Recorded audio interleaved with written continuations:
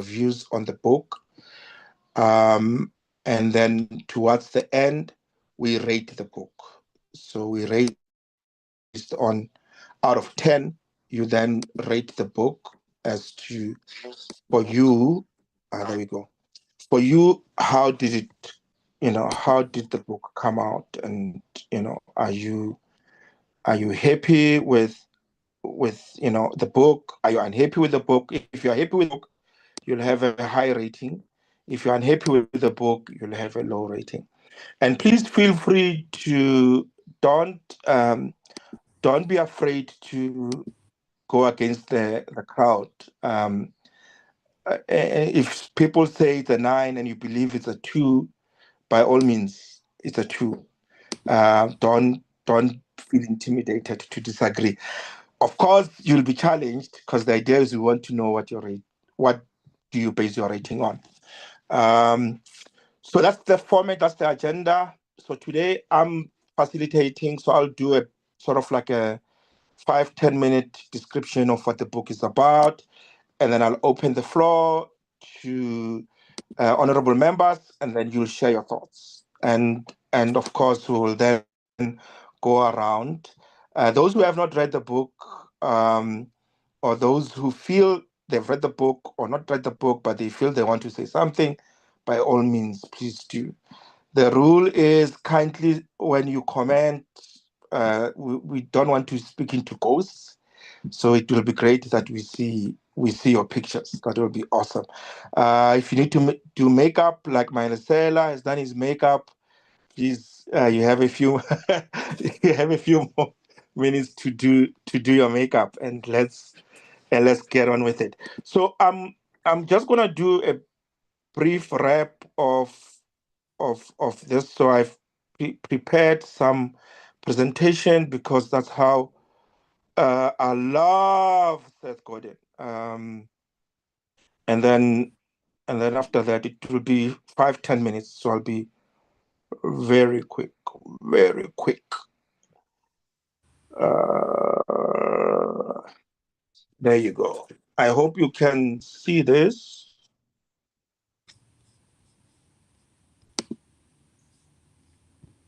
Yeah. All right. So Seth Godin, this is marketing.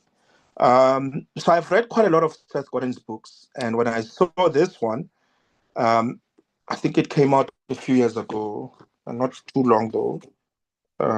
It's fairly a new book. Let's see. It's fairly a new book. It came out 2019.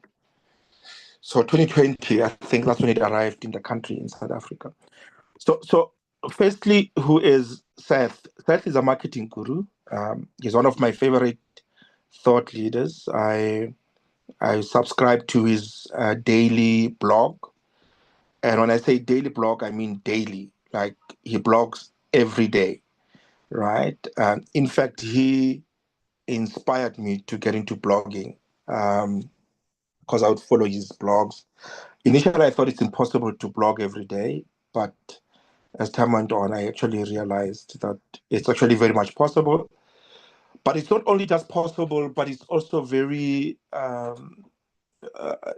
it's sort of, it empowers you quite a lot. So I find that when you blog almost every day, you actually grow. So he's one of the renowned, as Americans will say, Wall of Famer, marketing expert.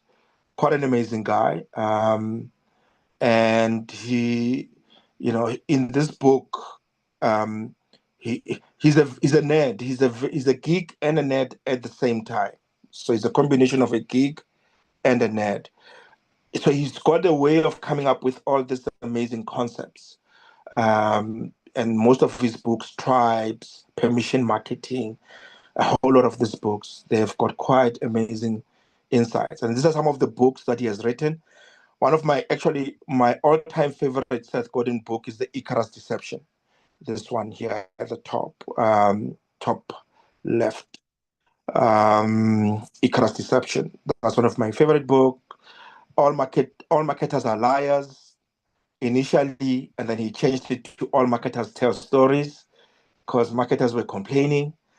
But I understand where he comes from, and I think what he was trying to do with the book is he was trying to change the perception that, or trying to convince his colleagues, his fellow marketers, to sort of say the goal of marketing is not to just sell things to reach targets, but the goal of marketing is to come up with solutions to customers' problems. So that's the goal of marketing, not to just sell or inform people with the intention of selling, or just push, push, push, or what Malisela's favorite term this year has been hustle, where you just hustle people because you want them to buy, right? So that's what he was trying to do. He was trying to say, no, actually, all marketers tell stories, or rather, all marketers should tell stories, which is actually quite interesting because I find that a lot of entrepreneurs struggle with storytelling, actually. They think storytelling is the domain of big brands and Nike and Starbucks. And actually, people who are able to tell stories, whether it's politicians, it's business leaders, people who are able to weave a story, actually become quite influential. Meatball Sunday, permission marketing. I love permission marketing also because it talks about stop disturbing strangers with your message. Talk to people who want to listen to you. So, and this is where this book came out during the era of spam marketing. People who just do sending, send to all, or just,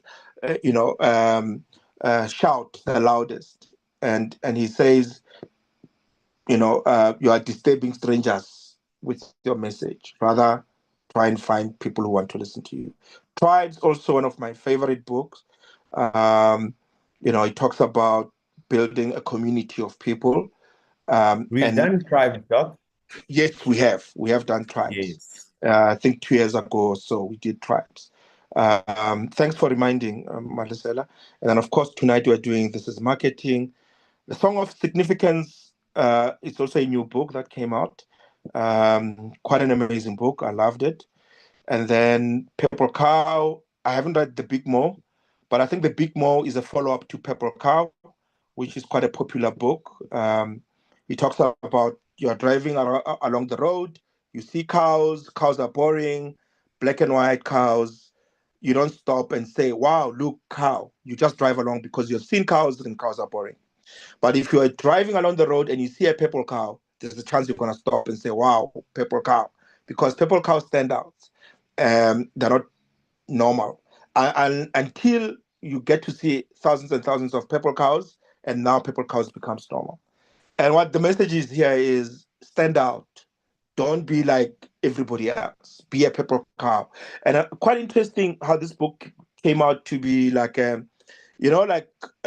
forgot the term where, Google has gotten to that, Google it, right?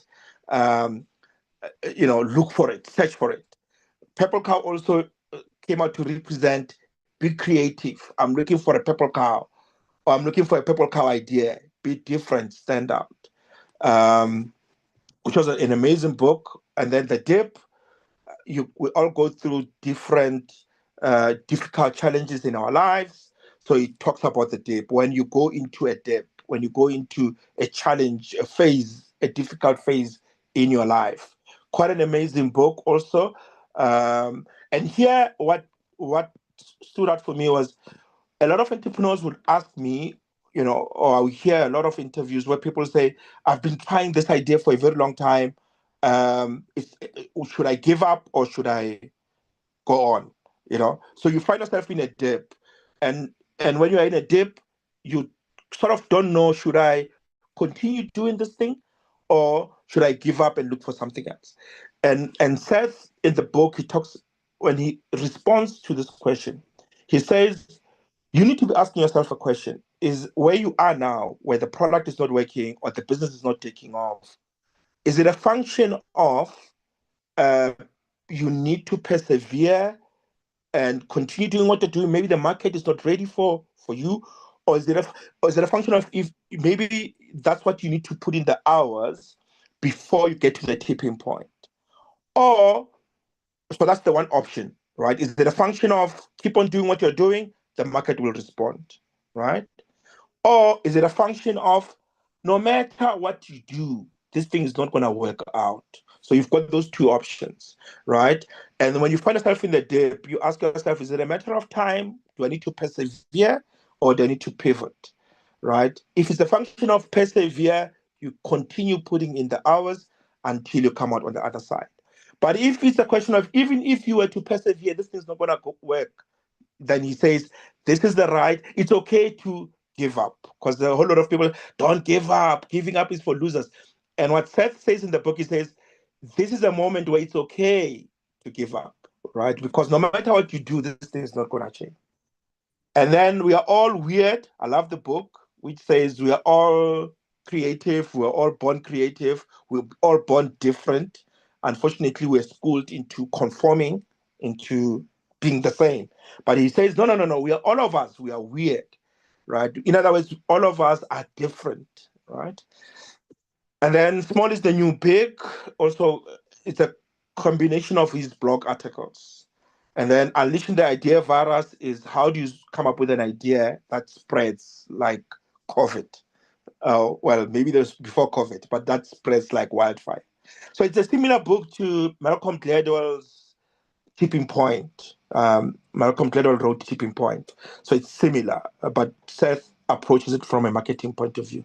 Linchpin, Linchpin, he talks about the the thing that holds everything together. Are you that person that when you're no longer there, everything falls apart? That's a linchpin. So it's a pin that holds things together. So he says, will they miss you when you're not there? Will people miss your business when your business is no longer there? So he says, you want to build your business. In other words, you want to be indispensable. You want to build your business in such a way that when you don't open today, people are going to be like, what happened? They're going to miss you. So that's linchpin. It's your turn. It's basically saying in the economy that we live in, you don't have an excuse. Everything is there for you to do. It's just your turn to do it. And then there's all these others. Survival is not enough. I haven't read that. The practice, I have read the practice. So he's a guy who looks at the world from a different perspective, right? So today we are doing this is marketing, and I've took like 10 nuggets out of the book. I read the book quite a long time ago, and I had to reread it again because my listener is gonna be asking me difficult questions, so I need to be on my toes. All right, so number one, not mass, not spam, not shame. That's the not shameful. That's the first chapter. And basically, what he's saying here. In fact, this book. I can bet you. When I was reading it, it's this book is a combination of this book. So this is marketing is a culmination of different ideas from this book into one book, right? So that's what he basically did. Because some of the concepts that he talks about in this book actually some of the ones that he's taken from all these books and he's packaged them into one. Um, so here you can tie this to the first message is permission marketing. So in other words, don't people who call you insurance guys who call you trying to sell you something, they don't have a permission to call. You never said to them you want insurance. So he's saying it's a spam call, or you send out an email to people who never said they want to hear from you. Again, it's a spam. So he says that type of marketing where you just talk to everyone and you hope by some chance or prayer that someone will say yes to you. And this is the traditional way of marketing where people will say, I need to talk to 50 people in order for me to get one person, right? I need to talk to 100 people in order to get two people. And what Seth is saying is that type of marketing does not work. You need to try and find your people, right? And talk to your people. So you want to, instead of speaking to 50 people, talk to 10 people. Out of that 50, do your research and find out of that 50, who are the people who want to listen to you. And you find that out of 10, out of 50, 10 wants to listen to you. And then you talk to the 10. And then you find that out of 10, 5 of them will say yes. right, which is a 50% return rate. Unlike if you talk to 50, one says yes. So I found that to be quite interesting, that you focus on value-driven marketing. Ask, how can I serve my audience better? And he talks about one of his favorites. He talks about, don't find customers for your products. Find products for your customers, which is understand your customers. And based on your understanding of them, find a solution. So another analogy they use is, and I find that to be quite interesting, is you don't get the lock, you don't get the lock, sorry, you don't get the key and then design the lock, right? You don't get the key and design the lock. You figure out the lock and then design the key to fit the lock. So in other words, he's saying that what comes first in business is not your product, is understanding the customers, right? And which is quite clear. And he says, in a crowded marketplace, noise making is not a strategy, which is quite a lot of what entrepreneurs do. They want to just go out there and be everywhere and put billboards everywhere. And that's noise making. He says, be strategic, understand who your people are, and talk to them. In a crowded, noisy market space, you don't want to also be the one who's making noise, right? So I found that to be interesting. Number two, marketers learn to see, right? This is also quite important. You learn to see, you learn to listen, listen to your customers. Marketing starts with listening to your customers.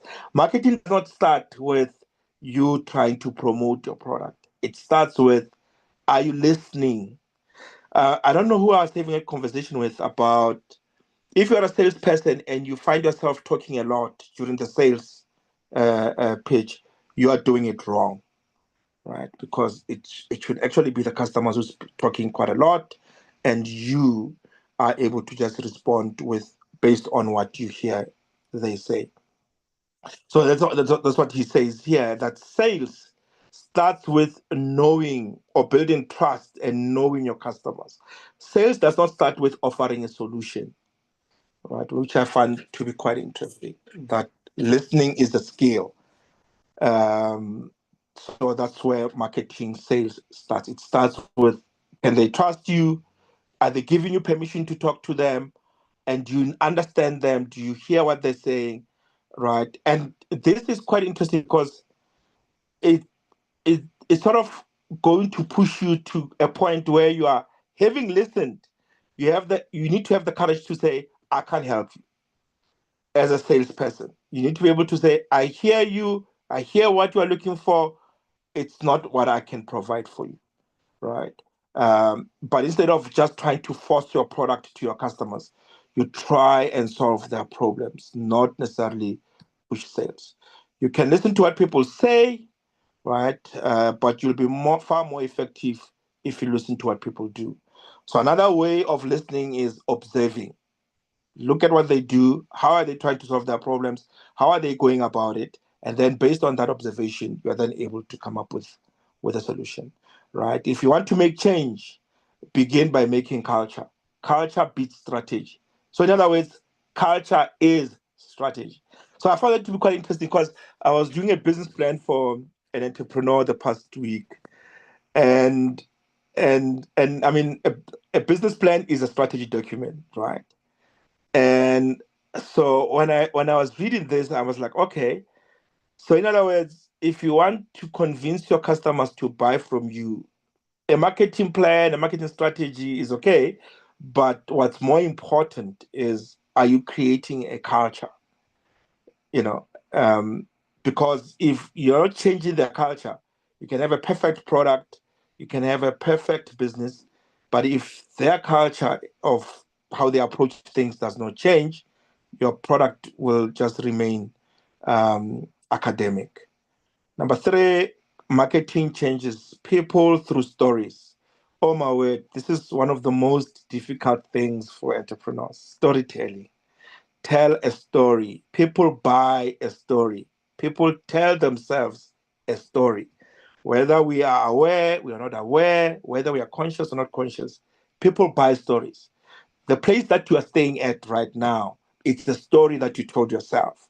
I prefer this area because is closer to this, to this, to this, to this, and you believed that story. And because you believed that story, that's where you are staying right now. The car you drive, the clothes you wear, the supermarket you prefer buying at. It's a story that you told yourself and you believe that story. So people tell themselves stories. People actually buy stories more than anything else. So the question, therefore, is, are we as entrepreneurs storytellers? And I love this because we often push data when we talk to customers or when we talk to anyone. We push data. This is the pixels. It's got these features, this feature, this feature. That's data. And if you look at the brain, when you push data, you're only touching two cells of the brain, right? I don't know those terms, but it's the language comprehension and the language processing when you push data, right? So the brain is not really effectively active when you push data, but when you push stories, right, you are touching almost about eight parts of the brain, right? There's color, there's language, there's movement, there's sound, there's language processing, you know. So when you tell stories, people respond far much better than when you are telling facts and figures. Marketing is no longer about the stuff you make, but it's about the stories you tell, right? Starbucks, people buy the story of Starbucks. I go there, they write my name, I feel special, right? When Starbucks sells their coffee, they don't say we are selling coffee. They say we are selling an experience, right? People buy that far more than they buy products. Five, smallest viable market. Now, this was quite interesting for me because often as entrepreneurs, when you start a business, you push your product, you want to have mass reach as quick as possible. How can I reach the masses? And then you go out there and you send spam, spam, spam, right? And what Seth said, no, no, no, no, you're doing it all wrong. The right way is work out what's your smallest viable market, right? And then build there and do a very good job with your smallest viable market, right? So it needs to be small enough. So in other words, it doesn't have to be 500 people. It can be 10 people that you can easily reach, maybe even talk to, right? But also those 10, they need to be viable enough to keep you financially going.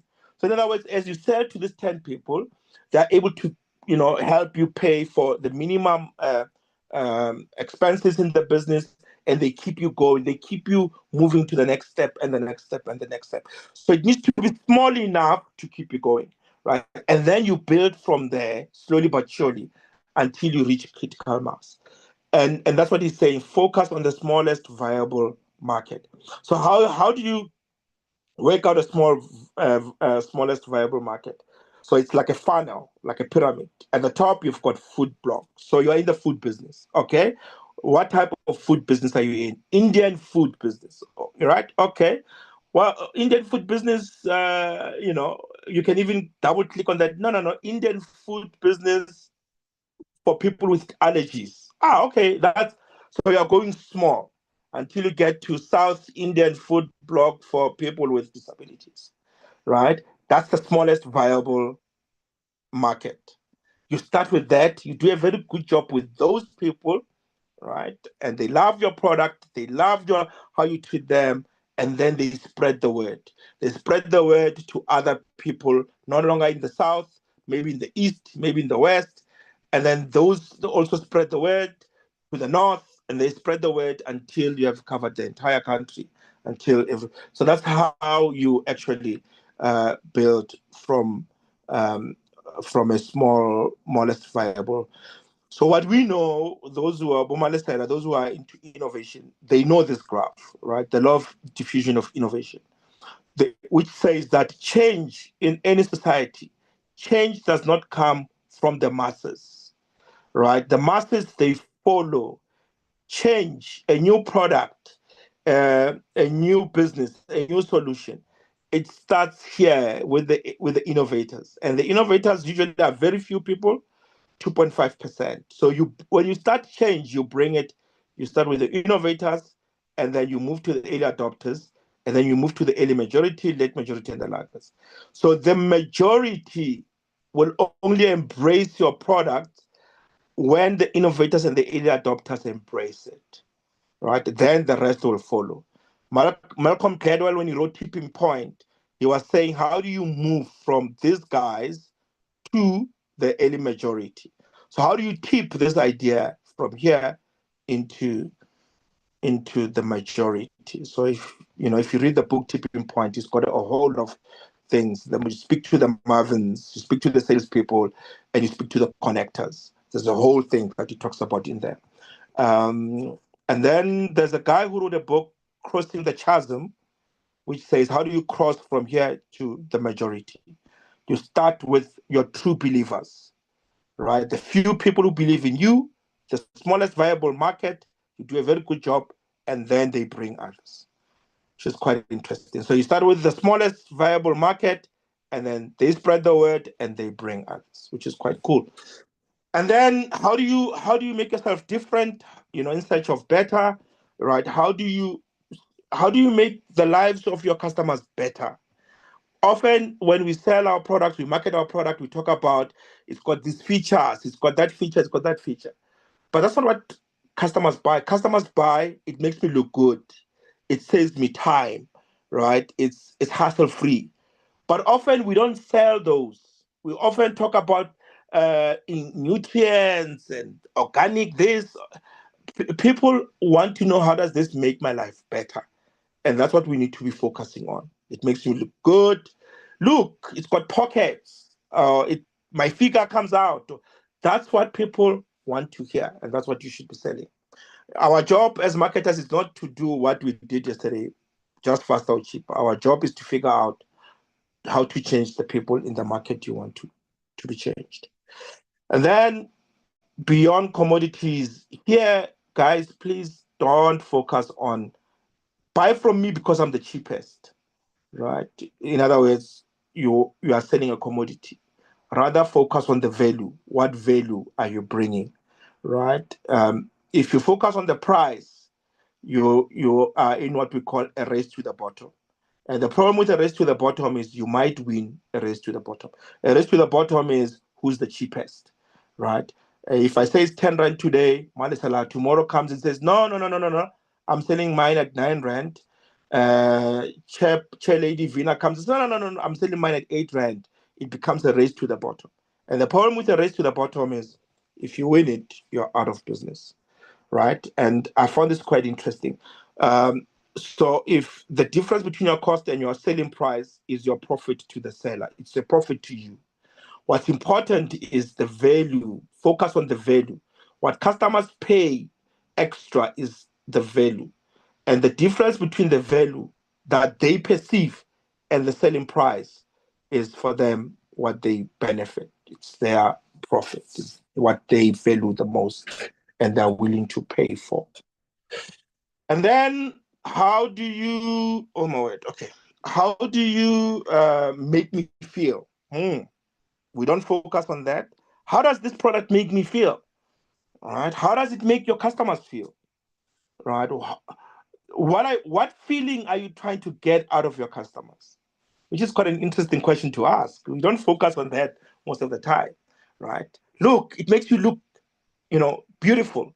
It makes you look confident, right? We don't sell that, right? And often people are emotional beings, and we need to focus on what it makes them feel and sell the feeling more than anything else. And of course, number 8, price is a story, right? If it's too cheap, people will take it that it's less value. If it's too expensive, people will take it that it's got more value. People tell themselves stories all the time. So your price tells the story, right? A Toyota for 600,000 tells a different story to a Toyota of 100,000. 100,000 Toyota, second hand, 200, 150 or so mileage, blah, blah, blah. Toyota of 600,000 probably still new, less low mileage, and, right? So price is a story. And then number 9, marketing to the most important person. You need to believe in your product. it becomes very difficult to sell something that you don't believe in, right? Um, Steve Jobs believed in his products. He used his products. He believed in them. He believed they were cool, right? So you are the first person to believe. If you don't, it's going to be very difficult for other people to believe in. So that's why even when you employ people to come and work for you or to distribute your product, you want people who are going to believe in the product. You don't want who's this guy? Start with why. We reviewed Start with Why a couple of years ago. He talks about don't employ people who work for a paycheck, employ people who work for a cause, who believe in the cause. Simon Sinek, he talks about employ people who believe in your cause, not people who are just going to come and work for a paycheck, right? Because people who work for a paycheck, if they get a better paycheck somewhere else, they'll leave. But I think what Seth is trying to say here is also that you need to be the one who believe in it firstly, and you bring people in your team who also believe in this thing. Because if they're gonna sell something that they're not using or don't believe in, it's gonna show. And then lastly, marketing works. He has tested it. He sees that it works. It's your turn. Go out there and implement these lessons. I've implemented most of them, and I think I've done pretty okay. I'm sure I can still do better, but they work. Go out there, try them out, implement them, make your mistakes, learn from those mistakes, come to my biggest blunders, and then let's discuss. Pros to the book. I love the book. It's engaging. It's easy to follow. Seth writes in a very easy to follow, you know, um, tone. You can he does. It's not this academic, too hectic terminologies. He tries to. If you have listened to his interviews or seen his talks and you read his books, he writes like he speaks. You can hear his voice. Practical tips, and real world examples. The cons to the book, it's I find that it might lack here and there some step by step strategies. It tends to also be philosophical at certain point. But I also think also he assumes, because I've been reading this thing, I understand what he's talking about. I've read most of his books. I understand what he's talking about. But I think someone who doesn't have the fundamentals of marketing will struggle with the book. Maybe not, I think, but he assumes that you have basic understanding of marketing. It's a must-read book. I think if you don't want to read 10, 15 of his books, you can just simply read this one, and you have actually read most of his work. Thank you so much. I'll come back with a verdict later on. Yeah, let's hear. Who wants to go first? Who wants to go first, Mr. Who wants to go first? Don't be shy, Mr. Molepo. No, I can go. Yes. Or maybe Vina, you can go if you. So I Yes. didn't read the full book. I read half of the book, or most of, well, Okay. half of Okay. the book. Shama But is here as well, but I see she's not. Yeah, she's here. She's here. I can So, go. yes, please go, Madam Chair.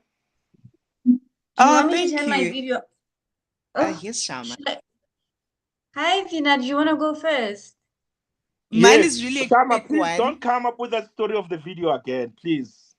I sent that message precisely for you. For you. Precisely Okay, for you. on my light is not very. What's the thing? It's fine. Let's go. Okay, Vina. It says Zoom is. It Vina says Zoom is goes. unable to detect the camera.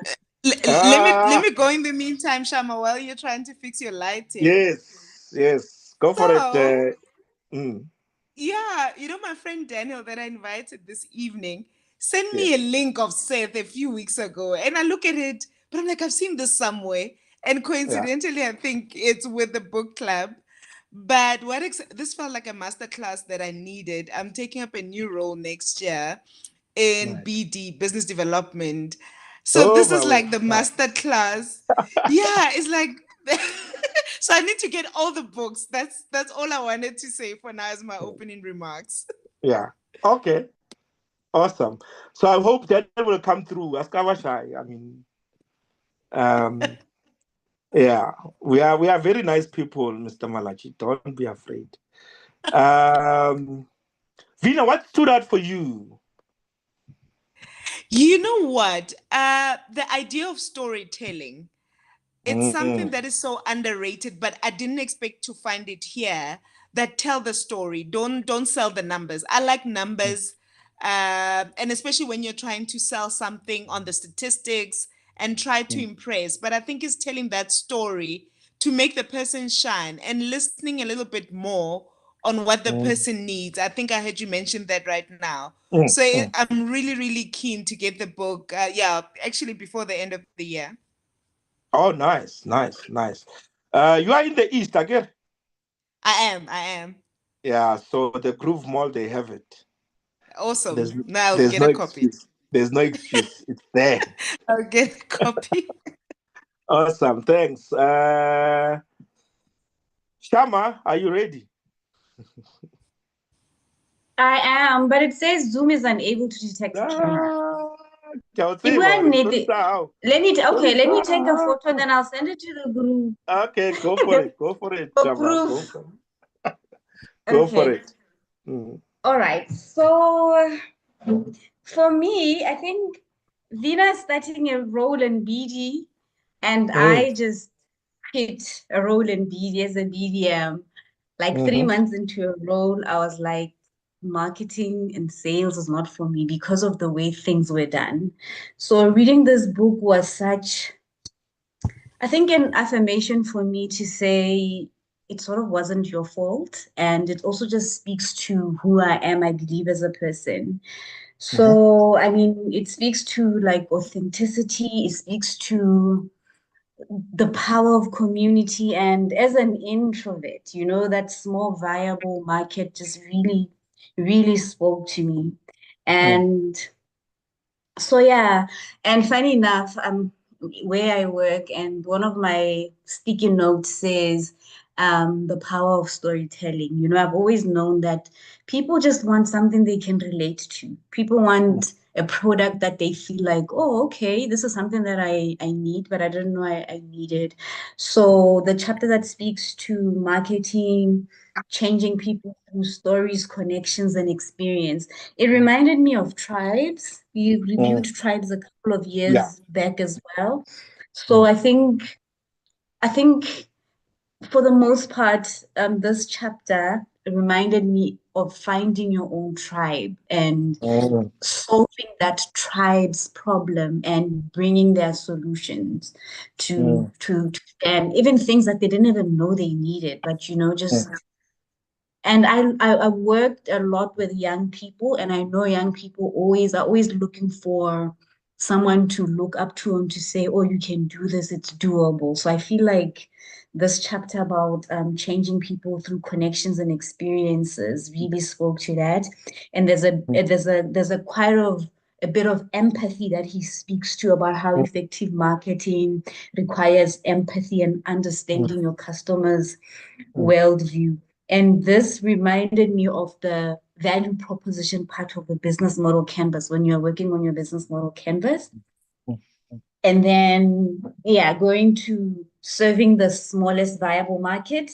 Again, like I said earlier, the introvert in me really spilled. And I was like, Mm. I love this. Finding your people, right? And Mm. creating that product, that lock key analogy that you gave earlier, right? And Mm. just finding, and like you were saying earlier, Dr. Roche, they can be 10, but they will, if they're able enough to meet your financial obligations and keep you profitable, run with Mm. that instead of Yeah. going with 100 people that are just going to wear Mm. you out and make you Mm. lose out on like things that you're really passionate about. Mm.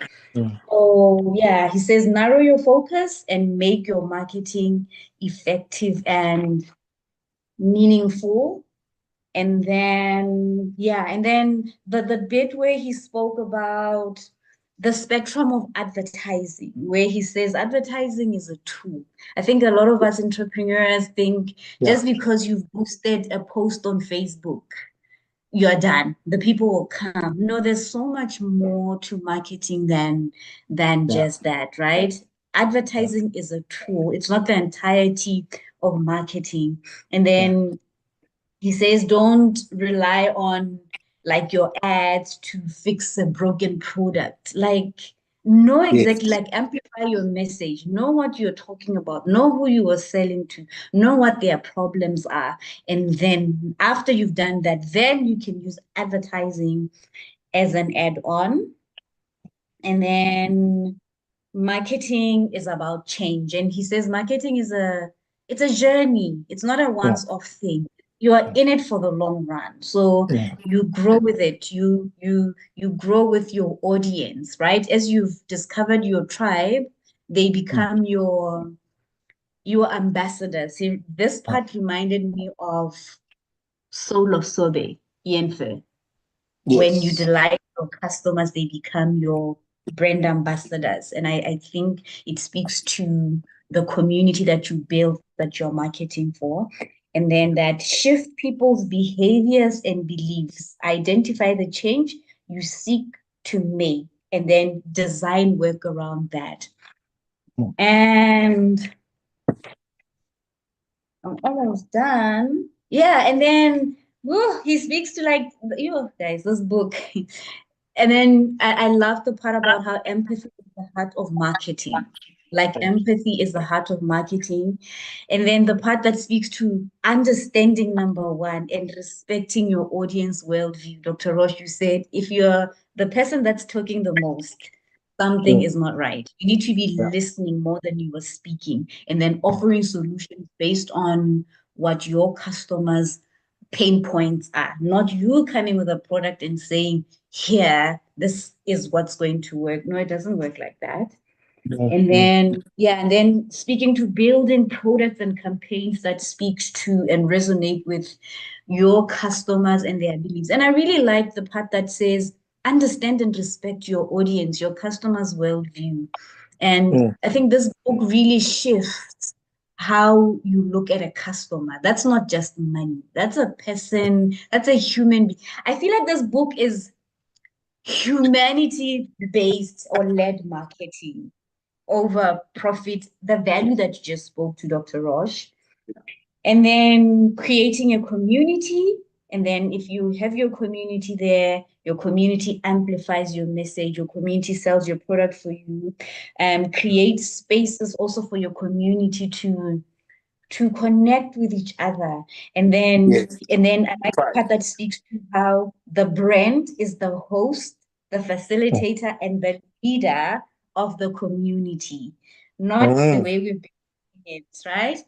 And then I also really love the part about showing up, consistency, authenticity, commitment, persistence, embracing the process, learning and growing with the process, learning and growing with your customers as well. And I think in conclusion, like you said earlier, people buy stories, and create a culture with your marketing. Create your culture, and that people will buy into and run with. And your community becomes your brand ambassadors. You're solving your customers' problems. And then I also like the part about, you talked about it just now, that there's a story behind your pricing. You need to know why you're pricing the way you are and who it's for and all of that. And yes, if I don't believe in what I'm selling, why should you believe in what I'm selling? So do I rate the book right now? No, not yet. Not yet. Yes. That's me. Absolutely loved it. Absolutely loved it. It was such a, me and books that feel like warm hugs, especially that I'm just transitioning out of a traumatic experience. And I know that this is what I really want to do and how to go about it. Okay. Awesome. Thank you so much, Mesham. I see Mr. Malachi wants to run without saying anything. So I don't know if he wants to say something before he goes, or what's happening. Mr. Malachi. Thank you, Ntata Mama Bul. Yes, sir. So I had to wait Yes. for the chairperson and Meshama and Yes. to have their say. Yes. But like I'm saying, I have to run shortly. Okay. Let me just express sincere gratitude to you, sir, Thank you. for the way in which you facilitated this review. I follow Seth's newsletter. Yes. And listening to you, I could see all his work coming into view. And it's a beautiful view. As for the review itself, like I said in the comments, to me, the way that you were doing this was like a Ferrero Rocher melting in my mouth. I really enjoyed it, sir. I give you 10 out of 10 for the review. And for the book itself, without having read it, probably a 9. And a 9 because it is not very practical for someone who's not really into marketing, who, unlike yourself, Vena and Shama, have an idea or insight into how marketing works or how businesses are built. So I feel like that is lacking in the book. That's why I'm giving it a 9 out of 10. Thank you, sir. Awesome. Hopefully we'll see you in the near future. For sure. Awesome. We'll get your details from the Honorable Chair Lady Vena. Indeed. Thank you so much and goodbye, everyone. Thank you. Thank you so much. Thank you so much, Dr. Malachi. So thank you for the quick review, Mr. Malachi. And Shama, thank you so much. So I might have news for you, Shama. I'm working on inviting Ian Fur to join us in reviewing his book on cultureneering. Is it cultureneering, ne? Cultureneering. Yes. So I believe in Ian Fur, everything about him. Yeah, so I'll try and get him. Once I've secured him, you are hosting us for that session, right? No problem. And I'll be happy to. You'll fix your camera for that one. Yes, definitely. Awesome. Okay, so you spoke about creating a culture, and I think Seth talks about it. And I was actually thinking about how this is quite amazing, how McDonald's created, instead of selling burgers and cheeseburgers, they created their own menu of Big Mac. Sorry, Shama, I forgot to kind of go, you don't have McDonald's. Yeah, you'll have to bear with me. You know, your Big Macs and you know, McFeast and all those things. And that is creating culture, right? It's part of creating culture. Creating the language, that is different what's already there. They could have easily said we sell chips and cheeseburger and chips. They could have easily said that, but they decided no. We're not gonna do that. We're gonna actually call it a Big Mac. And we were doing a rebranding exercise for Lora, and someone was asking me, why am I using the same terminologies as what the industry is using, new venture creation? Why don't you rebrand that into hustlepreneurship or something that it's only applicable to Lora? You only find it. So when someone says Big Mac, you know it's a McDonald's, right? Or when somebody says Frappuccino, you already know it's Starbucks, for instance, because they created their own menu. So instead of saying you can get this at this tab at 5 or however male, why don't you come up with a name for this? It becomes a new culture. So I find that to be quite interesting, that when you create your own languaging, by itself also has a potential to create a new culture. Mhm. All right, Mr. Malisela, Mr. Yes, Kunene, Doc. welcome. Mr. Malisela, go for it. Yeah, so what you're just saying, before I go into my a bit of a review, what you're saying is very true, Doc. And you were right earlier on by saying the question, there's questions that I might ask. And it's just a bit of a question that is, and you can tell me, you can answer after I've gone through my review, but obviously creating your own niche, if you put it own wording, own story, own all of these things, you obviously have to put in the work to make sure that those are known. Meaning you have to almost go over and above what already people are doing. And one of the questions, for instance, that I had about that specifically was around how do you then, in the point of having people do, so you know how these days you do Google marketing, where people search for exactly what they want. So already, for instance, from a Big Mac point of view, I'm going to search Big Mac, right? Yes, it will be a burger. Maybe I search burger, it might bring it up because I spent more money on that. But how do you then make sure that a lot more people start saying that, listen, I'm looking for a specific Big Mac.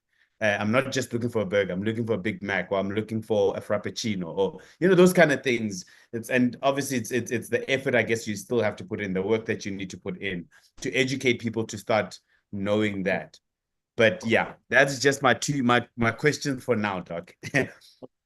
Okay, so the book is actually quite interesting, and obviously, as you were speaking as well, I was getting a bit more knowledge around what the book entails.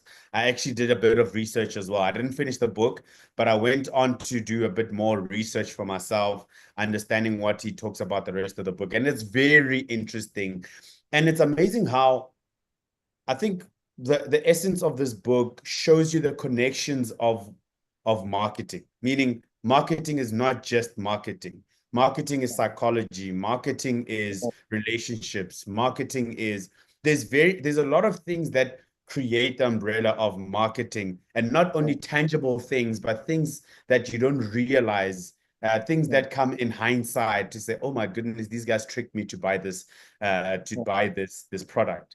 Exactly. I always say some of the best marketing, and I don't think marketing is only adverts, for instance. Like Nando's is good at advertisements and everything, but I don't deem it as only marketing as that. And he talks about a lot of it. And obviously, as we've all spoken about the different aspects of marketing, it's really interesting. So I want to start. There's one thing that I got at first. So there's thing, it says, yeah, as you're saying, the new definition of marketing, right? It says marketing isn't about shouting loud or spamming people.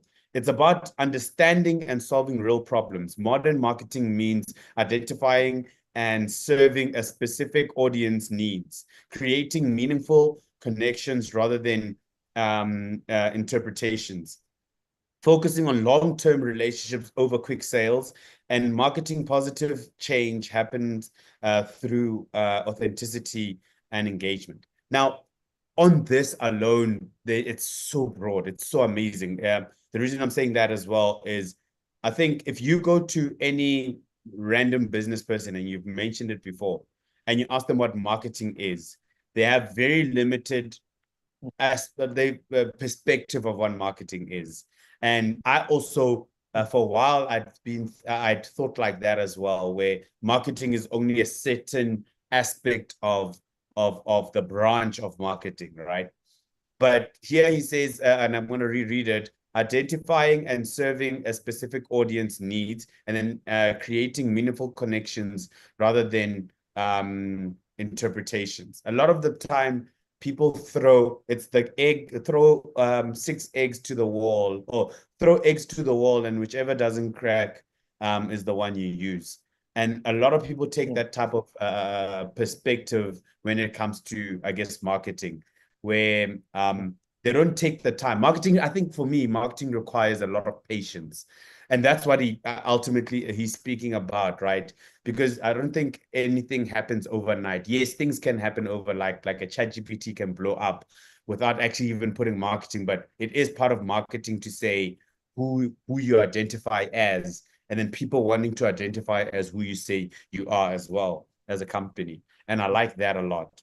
And then the next one is the minimum viable audience approach, right? And I really like this because, again, it talks to what I was saying now around patience. I think a lot of people have come to the concept or have come to the conclusion as well around how you almost want to be. So Apple has been doing this since the 1970s, and they've learned over time, and they've built up their customers over time. But a lot of new people want to almost come in with a microwave mentality where they want it quick. And I think that's what's hurting a lot of people from maybe finding the first, your initial people. What do you call it? The early adopters per se, right? Yes, the true believers, the early adopters, yes. Yeah, the early adopters. And people don't want to nurture those relationships and let those relationships be the form of marketing that they need, which the best form of marketing, as we, I think, know, is word of mouth. And that's one thing that I think people don't want to take the time in doing. I think social media obviously has accelerated word of mouth, but sometimes it can become very unauthentic. And that takes away from sometimes what your brand actually really does and how it really helps people. And I think it's actually given me a lot to think about, to say, your product is not just the product that everyone is going to understand from get-go. Get the people that will want to participate with it and understand it enough for you to say, you know what, now that people understand it, let's grow it. Let's try and make other people understanding in other forms that they would have never known to do, to use, to understand, right? And again, it talks to that part where it says we shouldn't leave it up for interpretation, but we should leave it for people to be like, oh my goodness, yes, I want to be part of this crowd, this movement. Part of Maslow's hierarchy of needs obviously is being part of society. And that is what this marketing is also part of, in that sense. When you go to the part of minimum viable audience, that's what I see. It also, I think, I'm jumping to the part of the pricing. And I can imagine your pricing is obviously directly affecting the people that you are your early adopters, because you must understand your early adopters enough to know if you're pricing yourself out the market, or if you're right in the market, or you're too cheap, and those people are going to not take you as serious as possible. One of the examples as I was doing my research was around how Tesla, when they first came into the market, they went for, obviously it was the Roadster, and a Roadster is a two-door car, obviously, and that two-door car obviously speaks to people with wealth, meaning people that only can afford to just, two-door cars obviously speak to the fact that it's only me and another person. We don't want anyone else, meaning it's an exclusive club, meaning I have the means to actually have a two-door car. The same with when they went into the Model S as well. The Model S was only for the top of the top. And they've obviously worked themselves down to now they want to create a $35,000 car, you know, a mass car, mass production car, which obviously will help Tesla take over even more of the electric and the car industries. Now, that needed patience. That didn't just happen overnight. That, again, going back to the minimum viable audience, that didn't just take the president of, oh no, we can only do this and that's all we're doing. But it took time for a person to say, okay, now I know what I need to do. I know who my people are. Let me sell to them. And now that they've caught, let me go out to catch other fish that are not as big for me. And I think I like that. I like that. I can go use a net. I can think of it in that point of view. And it kind of like it's again, it connects. Everything is just connected in some or other way. Without saying a lot more, but there's two more things that I wanted to speak about. So it says the status dynamic in marketing. So people make decisions based on how products make them feel about their status. So status isn't just luxury. It can mean different things to different people. And some seek status through exclusive, others through belonging. And that, for instance, a good example is Woolworths, right? Woolworths makes people feel like if my friend actually has a perfect saying with Woolworths. He says Woolworths monopolizes your tongue, because Woolworths food monopolizes your tongue, because they've created this thing to say, listen, our food is the best, it tastes good. And I saw that, Doc. You know, one day I tasted the peanuts and raisins from Woolworths. And Hashem, it was late after that. Like I thought, how can someone make peanuts and raisins that good? And maybe it's just a placebo, but I've caught onto that bandwagon of peanuts from Woolworths. But other than that, I remember I like how what Woolworths represents. They know their audience. They don't beat around the bush around who their audience is, right? And I'll give you an example of why I say that. They brought out these plastic bag, not plastic bag, but those cloth bags that you buy from Woolworths to carry certain things, right? And one of the things I realized around those is you can go into Woolworths and find yourself buying 6 small things, 7 small things, and you can't carry all of those things in there, and you don't have that plastic or that fabric bag. You're going to spend 9 rand to buy that thing just to carry those things. And you're not going to feel bad about it, because you know what you're going out with is the representation of who you are. The bag is quality. The bag is strong. The bag is not just for everyone. And that's what they're trying to do. And that's what I like about this whole thing around status and dynamics in marketing, is that it appeals to the people that it needs to appeal to, so much so that you won't necessarily need to go out of bound to please other people that you don't necessarily. If you want to, you can, but ultimately you are who you are, and you market to the people that you want to market to and appeal to. And those people, if they love your product so much, they will always come back. And then the last thing, the storytelling, which I think is the most important for me personally, because I think storytelling, Doc, it can become challenging. And you said it right, to say for entrepreneurs, storytelling is tough, because you think of a problem. You can tell a story of someone. You almost think of a persona. That's how I think of a story, is that you give a persona of 2 people that are engaging in your product, right? But if you don't have that mentality of telling a story from a persona point of view, of there's Malesela that is going towards Woolworths to buy peanuts. The reason he buys those peanuts is that they appeal to him in this, that way. That is a story that you can remember, right? But if you I go outside, for instance, and I see a problem, and I'm like, oh no, this is a problem that I know a lot of people have, right? And I go in, especially in markets that have already been established. Things like if you go to a car, if you're selling a new car, if you're selling a new laptop, a phone, all of those markets have already established in there.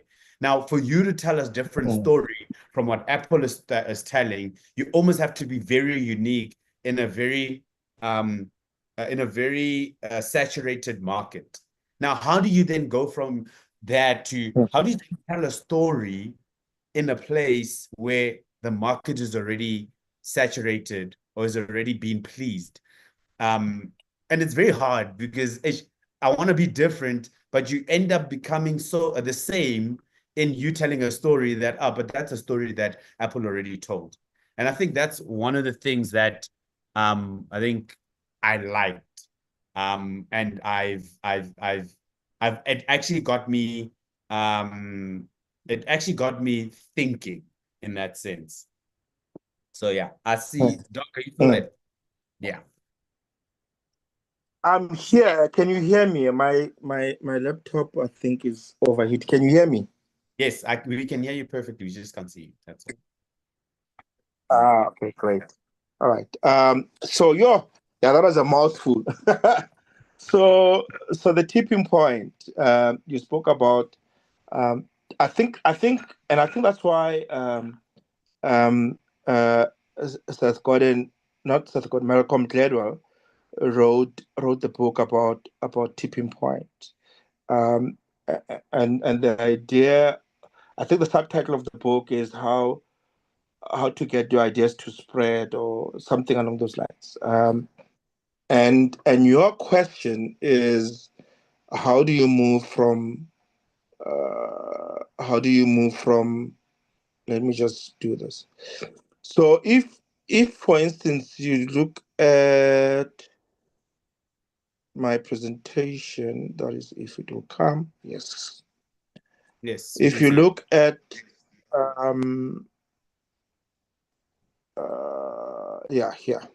So if you look at this, the law of diffusion of innovation, right? And it says if you introduce a new product into the market, the mistake that entrepreneurs make when they introduce a new product into the market is they want to talk to the masses. And they don't understand that people ordinarily don't like change. Change is something that they don't like. They are resistant to change.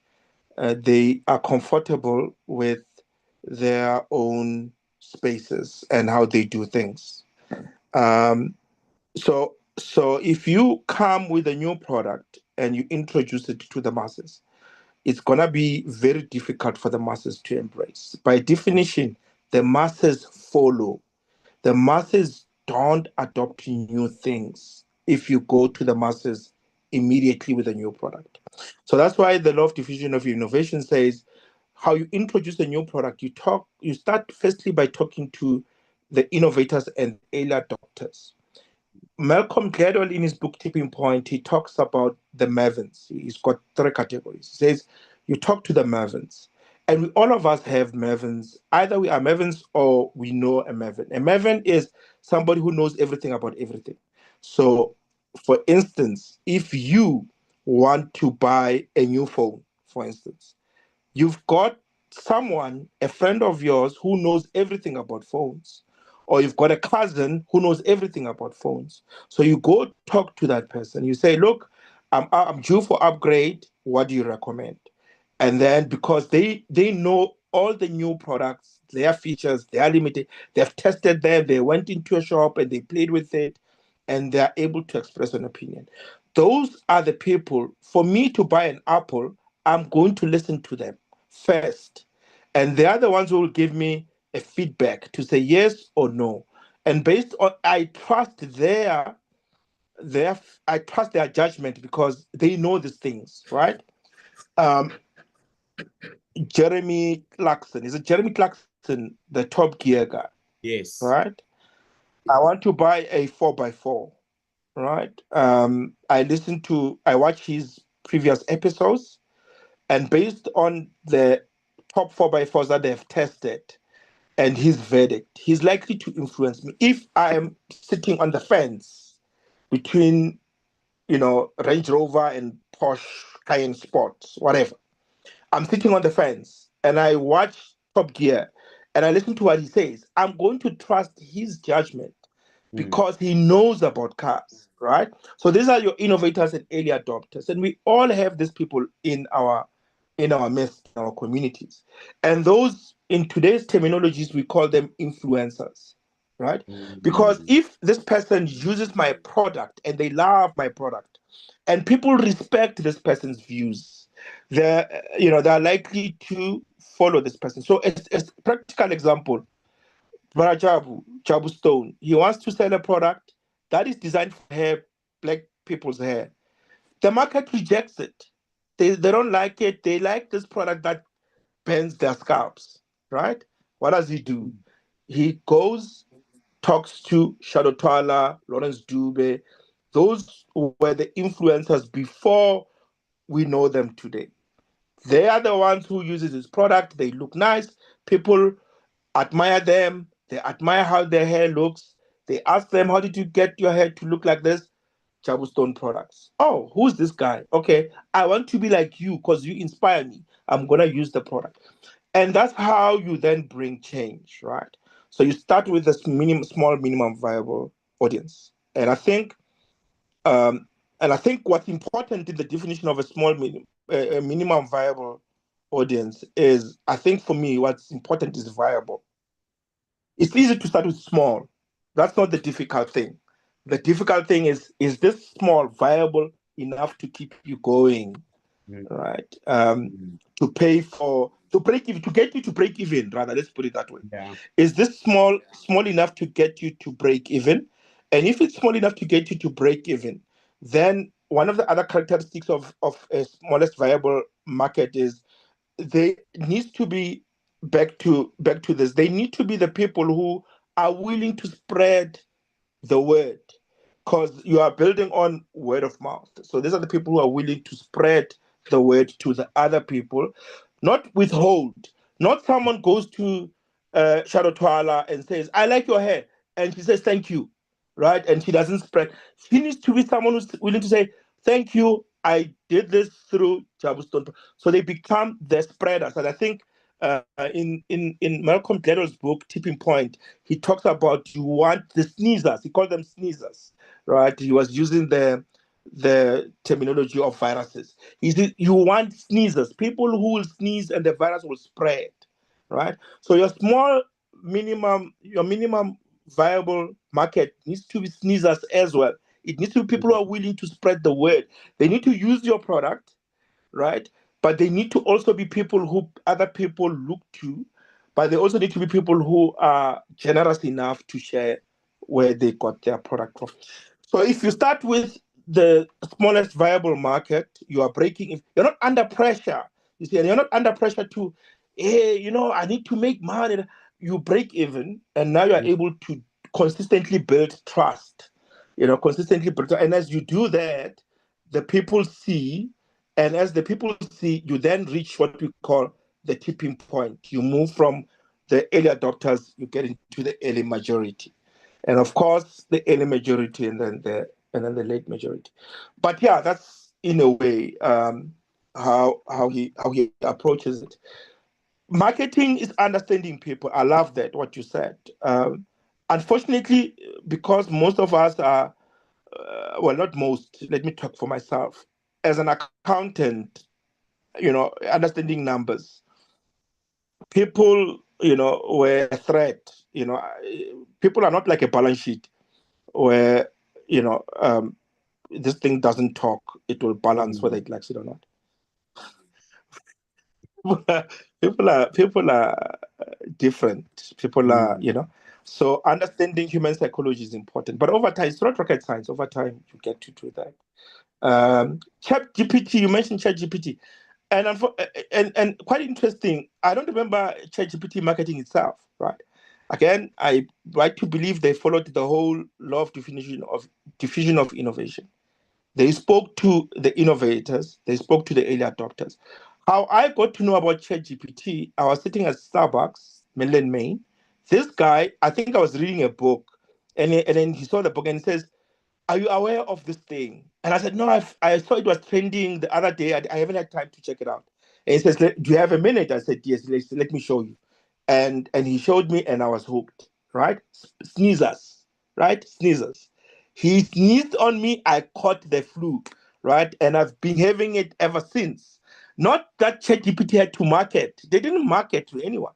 It just happens that, the person who believed in the product was able to share the thing, which was quite Do interesting. you not think, and of course, as much as we're saying that they didn't market, do you not think that the whole, and again, maybe I come back to, maybe we think marketing, we say marketing is one thing, but it's actually a variety of things. As you said, the sneezer could have been told about it, which is a form of marketing, and then coming to you to yes, tell you. word of mouth, yes. No, I was talking, actually, the right word was advertising. They didn't advertise to me. Yeah, that's the right word. Advertising is not marketing. Right? Advertising is part of marketing. Yes. Right? And then of course storytelling.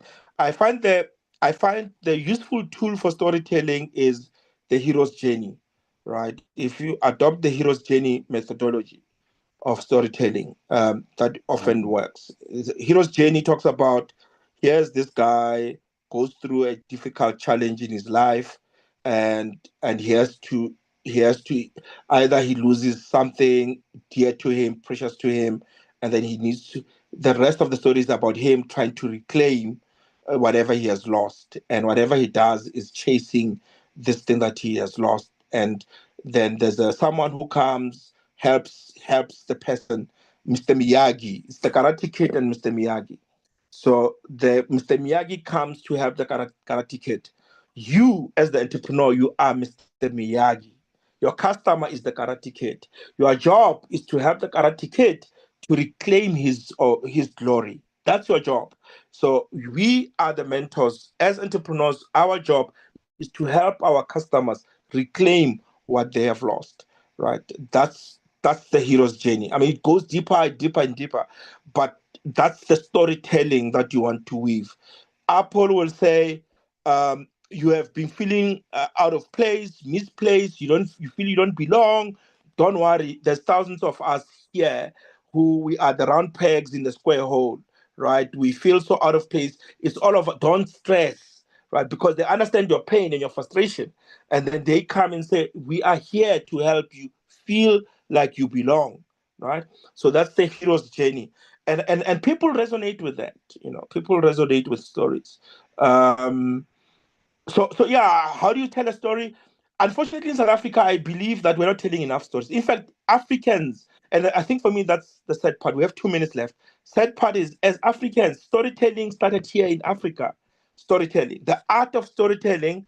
They are our great forefathers, Bushmen, the San, around the fire at night, sing, dance, and storytelling. Storytelling originated in Africa.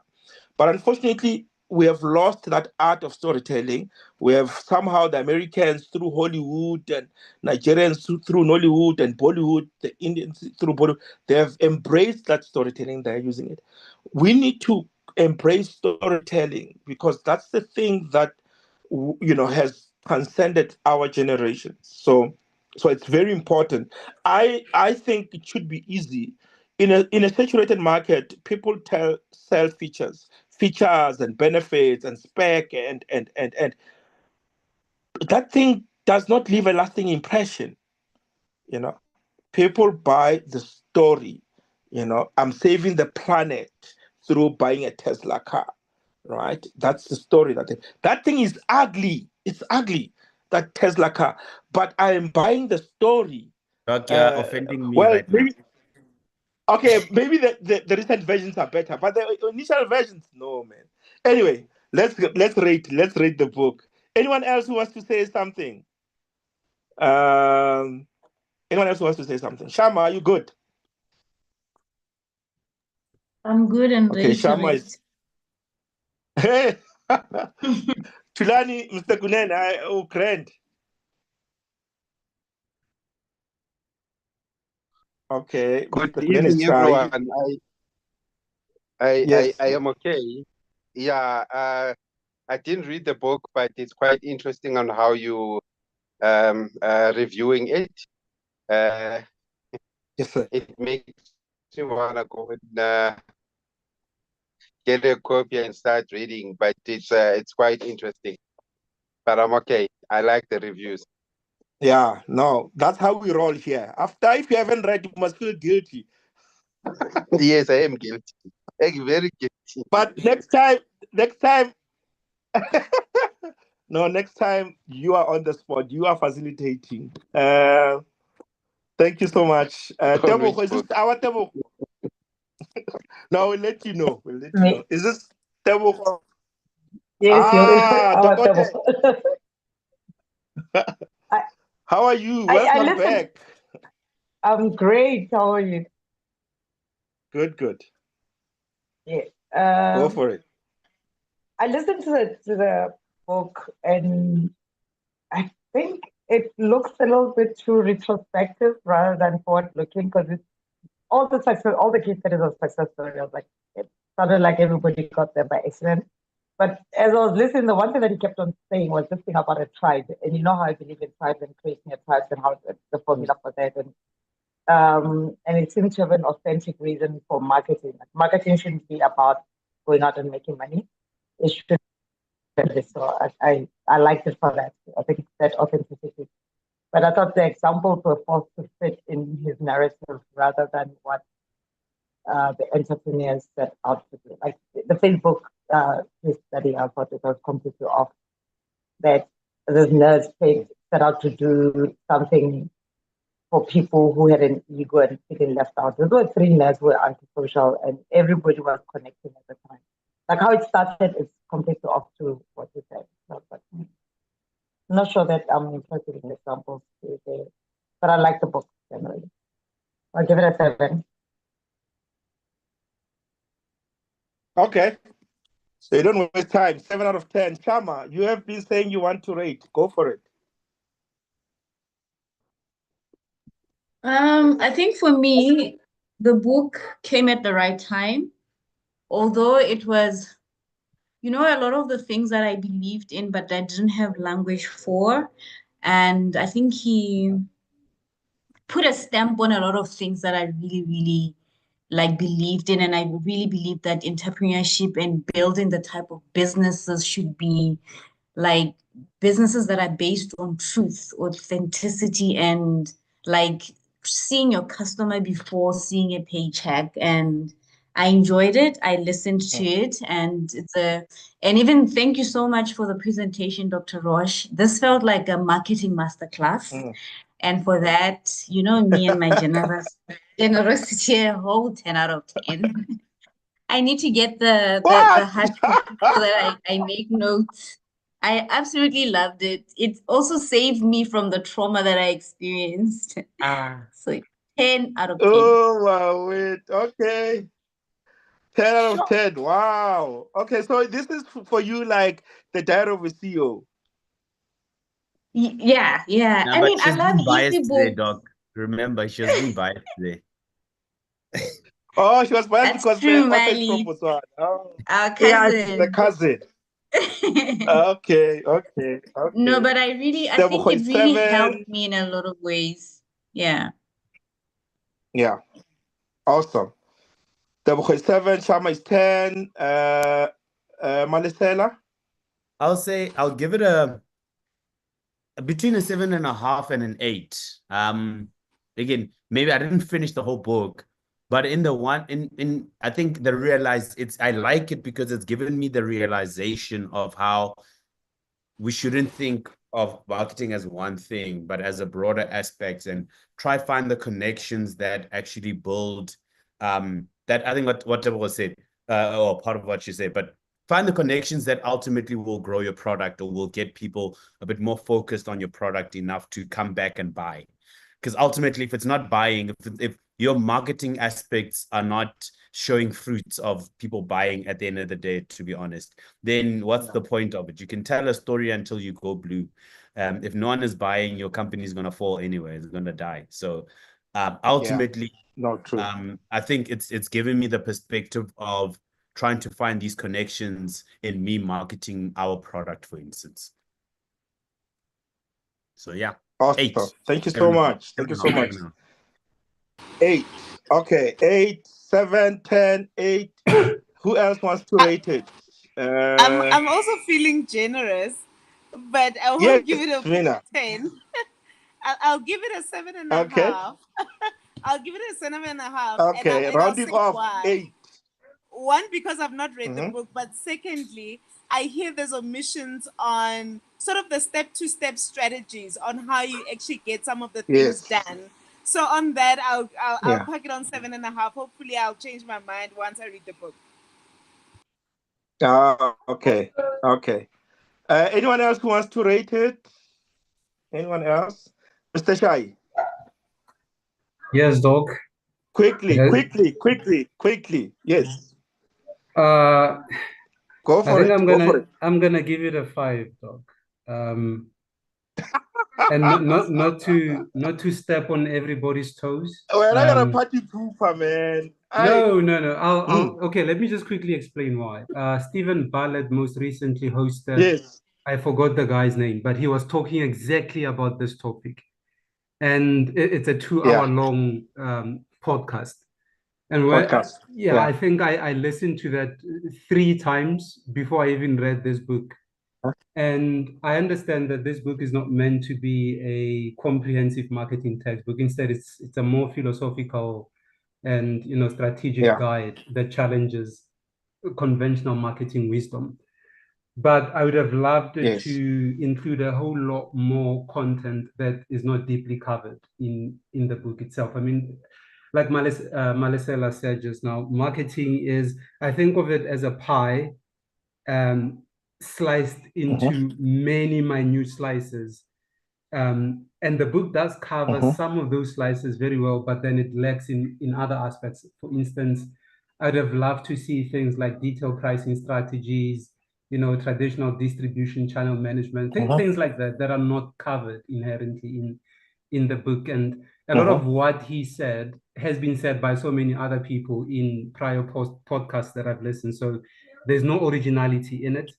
And I think Tebogo also did say that it's an extrapolation of past event than forward thinking. So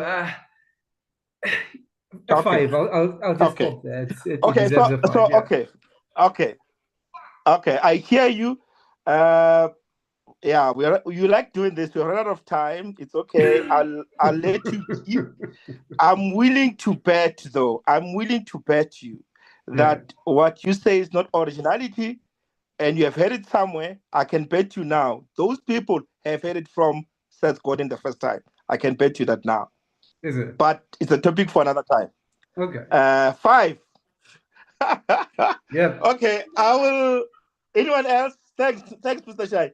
Anyone else? Are we done? Okay. I'll give it an 8. I love Seth, so I'll give it an 8. I'll give it an 8. Why? Because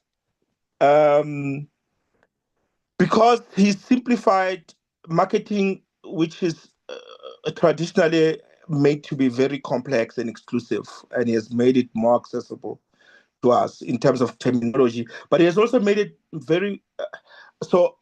Marketing has been positioned as this thing for big companies, where it's people who've got marketing departments. I'm yet to see a book that talks about marketing from a startup entrepreneur point of view, and I think Seth does that very well. He's able to put something that startup entrepreneurs can use, because most of the marketing textbooks are usually written for corporates and people with big budgets. So something like the smallest viable market for me is something that it gives me comfort to say, as a startup, I don't have a big budget. Does it mean therefore that I can't market? And which is something that I've seen a lot of executives. To your point, I've invited the prof. We're supposed to invite him, man. Alistair Mugwen. I invited Alistair to come and talk to my students about marketing. And Alistair goes way, high level executive marketing. So I'm like, whoa, our guys are not there yet, right? And I asked him, can you break it down to startups, people who are starting? And it was a bit of a challenge. He was like, no, if you don't have the budget, you must be willing to invest the budget. I mean, just imagine having to spend on advertising for TV. An startup entrepreneur like myself and Malesela, we can't afford that, right? So Seth comes and says, no, you don't need that. There's a way you can do it, which for me gives me comfort. But anyway, 8, 5, 7, 8, 8. I'm sure we are landing at 8 and 10 also. I think the average can work out to what? 8? I think 7. According to the house. I think 7. 7.5 because the 5. Hey, the actual scientists are 7. Okay, 7. Hey, guys. Yeah, the median is 7. The median is 7. My 5 knocks down a lot of those numbers. Yeah, I knew it was you. Hey, you knocked down Shama's 10. Guys, but otherwise, it's a very good book. Thanks to whoever shared the PDF, because other than that, I would have had access to the book. So thanks to who shared the PDF. Awesome, guys. Thank you so much. Let's wrap it up here. Is there any other thing? Anyone? Last word? Sharp. Unmute. I don't know. Am I unmuted? Yes. Okay. What's the next book? We can't see you, but we can hear you. Okay. What's the next book? I don't know yet. Do you want to recommend? I don't have anything specific, but I'm open to. I had this one. Something, but I'm like, it might be like a nice, easy read for Christmas. Yeah, but this one is a bit heavy. I don't want to be reading How to Build a Bank in December.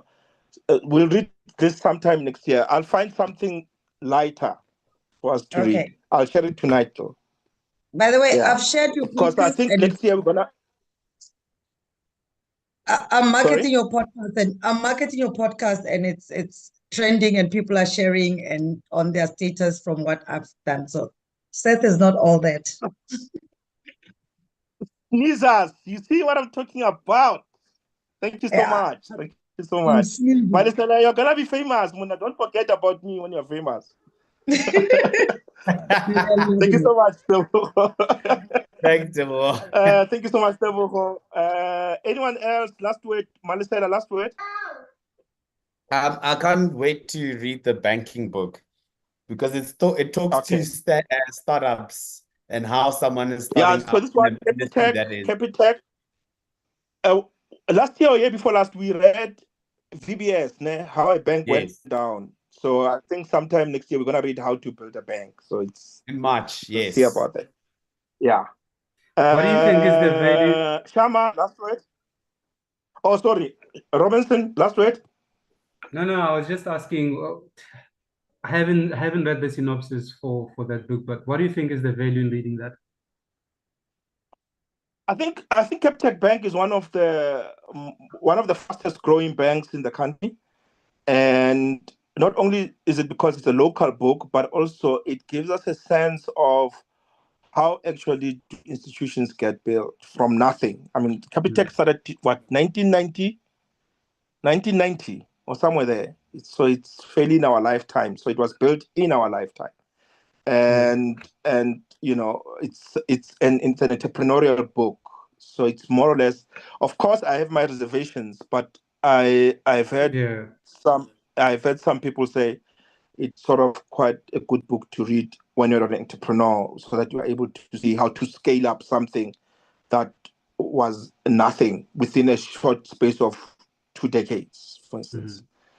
So yeah, but yeah, I started reading it. So far so good. I'll give you some sense later on once I'm done with it. Okay. Shama, last word. I'm looking forward to the bank book, just to read widely and something that doesn't feel like a warm hug. But other than that, nothing. Just thank you for keeping us going throughout this year. Looking forward to reading more next year. Awesome. Thank you. Vena? Look, I think I'm looking forward to reading more and maybe perhaps featuring at Biggest Blunders with all that would have applied with Seth. Yeah, why not? Thank you. Tulani, you are good. Mr. Gunen is very shy today. I think that's it. Masiabe, thank you so much for coming through. I know you are very shy. You don't want to say anything. Network is very bad today because it's. Oh, okay. No, it's network as well from my side. It's really bad. Okay. So I'm trying to move to a place. It's raining this side, so I'm battling to hear some of the things. But I'm looking forward to the next book. Awesome. Thank you so much. Thank you so much. I've covered everybody. I haven't left anyone else. No.